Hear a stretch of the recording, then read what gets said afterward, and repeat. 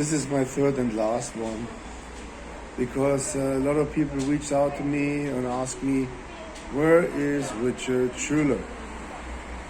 Richard Clark or Richard Hart.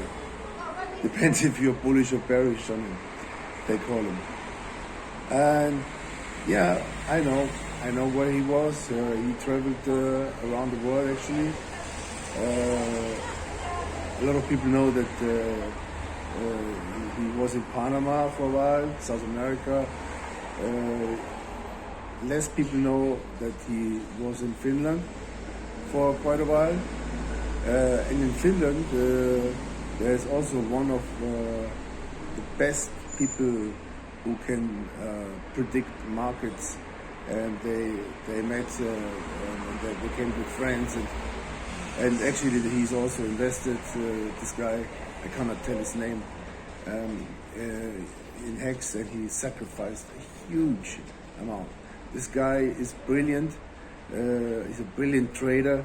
He made millions during the 2018 Bitcoin bear market by placing bets against Bitcoin, but not on these market maker trading platforms who are mostly from Cyprus, and most of them, they are scams.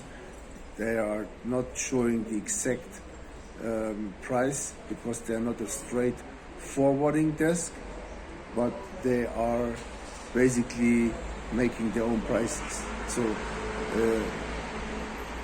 it's a bit complicated to explain. I think most people will not understand. But this is just one guy who trades on one of the very few platforms that actually are not market makers. I'm not going to name the name as well because I don't want to make commercials for people to lose money, because even on that real brokers who have a straight forwarding desk, unlike maybe eToro, which is also a market maker. So the prices on eToro are not always, very often not the real prices. You don't see that on the daily, on the weekly candles, but you see it on the 15 minutes, on the 5 minutes candles. You can see that they're changing, and they are working against you. They're trying to take your money from you away. It doesn't matter if you are trading Bitcoin or if you're trading stocks. You will always notice that you will lose in the end. And they make you win first to get you hooked, to see that I can do this, man. I can game the system. And then when you have enough funds in it, because every trade you win, you put more money in, and then they change the price. They have automatic systems for that. And they have manual systems for that, depending if somebody is in with like low amounts, high amounts. That they basically they have their customers, because I know somebody who worked there. They have like queen, king,